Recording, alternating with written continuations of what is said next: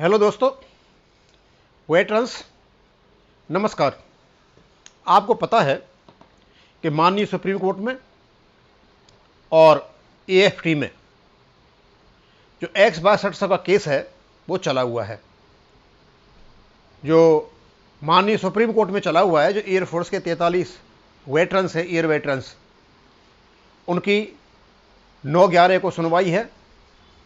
एक और air force veterans का ग्रुप वहां पर जा चुका है और 62 केस के बारे में बताऊंगा। और आज कुछ में एक अप्रत्याशित घटना हुई। मोहन रंगन जी का फोन आया और उन्होंने कुछ बात की, और क्या बात हुई हमारे बीच में वो मैं आपको बताऊंगा। लेकिन पहले मैं ये X-62 केस है, इसके बारे में बताना चाहूंगा। कल मुझे फोन आया एक वकील साहब का, जो हाई कोर्ट के वकील हैं और वो एएफटी के केस भी लड़ते हैं, और उनका नाम है यूएस मौर्य इनका। उन्होंने मेरे से पूछा कि 62 केस कहाँ कहाँ चल रहे हैं। मैंने उनको जानकारी दी, अपडेट दिया। फिर मैंने उनको बताया कि एक केस और माननीय सुप्रीम कोर्ट में गया था, जो welfare association of retired naval artificers इनका, और इनको और वॉइस ऑफ एक्सचेंज सोसाइटी को, दोनों को रिप्रेजेंटेटिव कैपेसिटी में एएफटी के लिए भेज दिया गया था। अब जो वॉइस ऑफ एक्सचेंज सोसाइटी है, उनका एक केस एक लगा है, 10 का एक लगा है वॉइस के नाम से, और 200 का और डलेगा। प्रक्रिया जारी है। तो फिर उन्होंने बताया कि उनका जो केस है welfare association of retired naval artificer, इनका भी केस दिल्ली एएफटी में लग चुका है, और इनके लगभग 2500 के आसपास पेंशनर्स हैं, ये जो एक्स ग्रुप के हैं। और इसके जो वकील हैं वो हैं यूएस मौर्य और डॉक्टर प्रभाकर, ये इस केस को लड़ रहे हैं। और रेस्पोंडेंट वकील जो है ग्रुप कैप्टन KS भाई, सीनियर CGSC, ये इनको कर रहे हैं। अब इनकी जो एडमिशन की तारीख है वो है इनकी 27/11/2023, और ये ऑर्डर है 11/10/2023 का।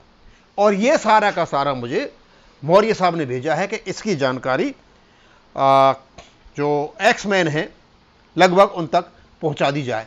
तो ये केवल और केवल जो जानकारी है कि एएफटी में जो नेवल आर्टिफाइसर्स का जो केस था, लगभग 2500 लोगों ने केस किया है, इनका केस वहां लग चुका है। और जो इनके सुनवाई है, जो एडमिशन के लिए सुनवाई है, ये हो इनकी 27/11/2023 को है। अब यहां दो बातें निकल करके आती। एक तो यह है कि जो एएफटी में केस लगते हैं वो इंडिविजुअल कैपेसिटी में लगते हैं, लेकिन क्योंकि माननीय सुप्रीम कोर्ट का आदेश है तो ये केस यहां पर लग गया है। यदि एएफटी आनाकानी करता है तो डेफिनेटली ये केस वापस सुप्रीम कोर्ट जाएगा, और यदि एएफटी इसको मंजूर करती है तो एमओडी को इसका नोटिस भेजा जाएगा जवाब देने के लिए। तो ये लेटेस्ट अपडेट है जो मैं आपको बताना चाहता था, और ये लेटेस्ट अपडेट आपके पास है। अब दूसरा, जैसे ही मैं इसको बनाने को हुआ तो अचानक अप्रत्याशित रूप से, रियली मैं तो सरप्राइज था कि श्री मोहन रंगन जी का फोन आया।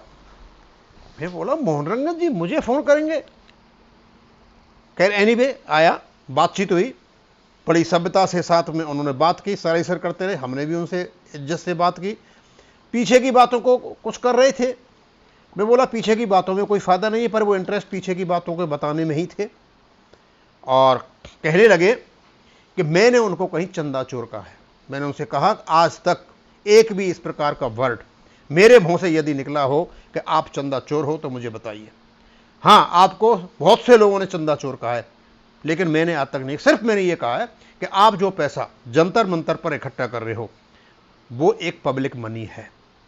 एक रजिस्टर्ड ऑर्गेनाइजेशन जब फंड इकट्ठे करता है तो वो पब्लिक मनी होता है, उसका प्रॉपर ऑडिट होता है, उसकी प्रॉपर जांच होती है, सब कुछ होती है। आप उसको दे दीजिए, काम खत्म हो जाएगा। वो आपने आज तक नहीं दिया, लेकिन उस पर वो बात नहीं कर पाए। और उसके बाद वो कहने लगे कि आप वीर बहादुर सिंह के साथ चले गए, वहाँ चले गए। हाँ, हम वीर बहादुर सिंह के साथ गए थे और काफ़ी चर्चाओं के बाद गए थे, लेकिन अब हम कहीं भी नहीं है, किसी भी जगह अपने ऑर्गेनाइजेशन का स्वयं काम कर रहे हैं। और क्योंकि ये सारा जो कुछ भी चला हुआ है, मैंने उसे कहा कि भाई दो चीज़ों के बारे में कहा मैंने आपको जो आप फंड ले रहे हो वो पब्लिक मनी है। दूसरा, जो सुबह से शाम तक झूठ बोलते रहते हो आप जंतर मंतर पर, वो बोलना बंद कीजिए। फिर वो कहने लगे कि मैंने कईयों से कहा है कि मैं क्या नाम है कच्छा उतार दूंगा, पैंट उतार दूंगा। ये मेरी भाषा नहीं है, इस प्रकार की भाषा में नहीं बोला करता। ये भाषा आप खुद बना रहे हो। एक भी वीडियो बता दो कि मैं तुम्हारे कच्छा उतार दूंगा, पैंट उतार दूंगा। हो सकता है उन्होंने फोन कच्छा फोन उतारने के लिए किया हो, पर उनको ये डर था कि ऐसा नहीं हो कि सब कुछ रिकॉर्ड हो रहा हो और कोई परेशानी हो जाए। अब बात तो मेरे पास, उनकी भी रिकॉर्ड है, मेरी भी रिकॉर्ड हुई होगी, लेकिन हमें मतलब नहीं है कुछ चीज़ों का। फिर भी बोला ये FBI मैंने खड़ी किया था।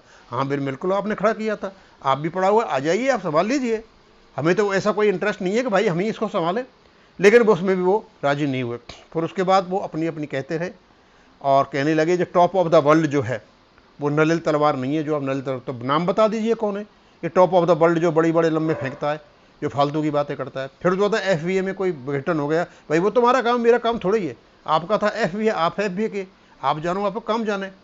अब फिर बोले कि आप जंतर मंतर पर 3 दिन के लिए आ जाइए, हम किस कंडीशन में रहते हैं। भाई तो किसने कहा है तुमको इस कंडीशन में रहने के लिए? आप अपने घर जाइए ना आराम से, क्यों इस कंडीशन में पड़े हो आप?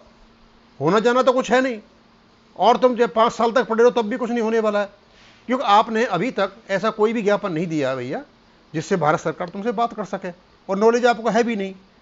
लेकिन सुनने को तैयार नहीं थे, अपनी अपनी कहने को तैयार थे। बोले साफ साफ से वो छुड़ गया, वो छुड़ गया। अब इन चीज़ों को सेंस तो है नहीं, कौन छुड़ गया, कौन आया, कौन गया। ये हमें उनमें बातचीत हुई थी, लेकिन अच्छा लगा। चलो, हमारे पुराने साथी थे, हमको फ़ोन किया और कम्युनिकेशन हुआ आपस में।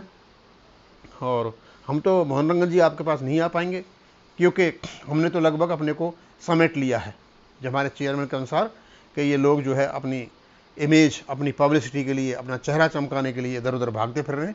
मुझे ऐसा कुछ इन्हें किया नहीं है, ना कोई इन्हें वो आरोप की विसंगतियाँ भारत सरकार को दी हैं जिसमें वार्ता हो सके।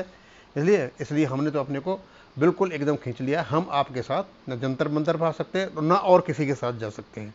समझे? हाँ, कोई वार्ता भारत सरकार के साथ होगी, कोई जजों की कमेटी बैठेगी, तो डेफिनेटली हम वहाँ जाएंगे और अपना पक्ष रखेंगे और मजबूती के साथ रखेंगे। अब मैं इसको यहीं ख़त्म करूँगा। थैंक यू, धन्यवाद।